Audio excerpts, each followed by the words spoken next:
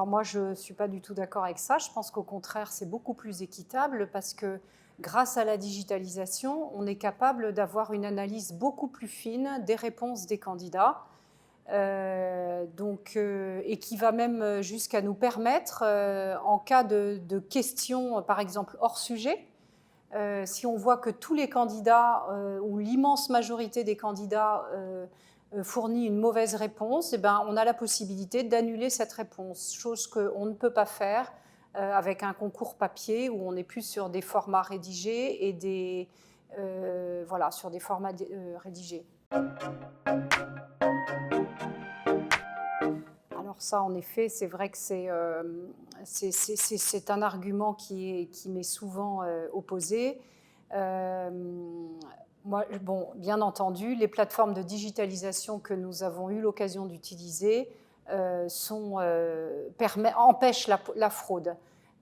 Et notamment, ce qui est clair et net, c'est que toute action autre que la composition est tracée par le système de digitalisation et le surveillant de salle ou, a posteriori, le responsable du concours a la possibilité de voir que tel ou tel candidat a triché beaucoup plus facilement que dans le cas d'une épreuve rédigée sur papier, où là, chaque candidat est seul devant sa copie et peut éventuellement avoir une action de triche qui échappe à l'attention du surveillant.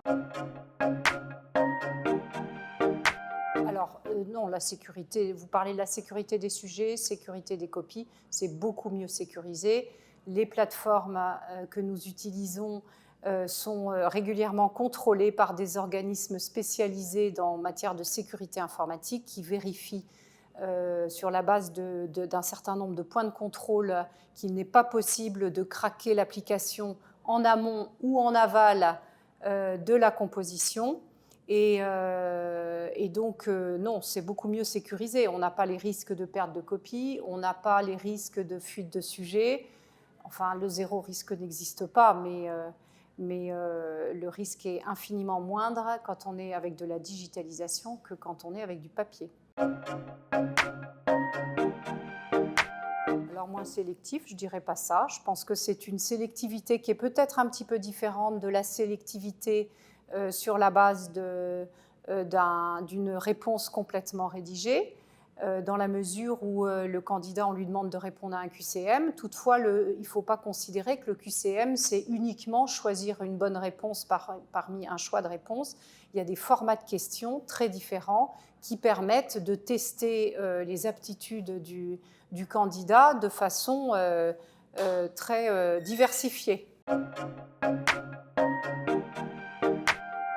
Alors, on a cru ça la première année, mais il s'est avéré dès 2019 que les candidats ont été absolument enchantés de la composition sur ordinateur. On a eu beaucoup de messages de félicitations et d'encouragement de la part de nos candidats 2019 parce que, voilà, ce sont des digital natives. Venir composer un concours avec un ordinateur, ce n'est pas quelque chose qui va leur poser problème. Et ils ont complètement adhéré au principe de composer sur ordinateur, y compris pour l'épreuve rédigée, notamment parce qu'on met à disposition le dossier thématique en format papier. Voilà, mais l'acte de rédiger sur un ordinateur ne pose absolument aucun problème pour les candidats.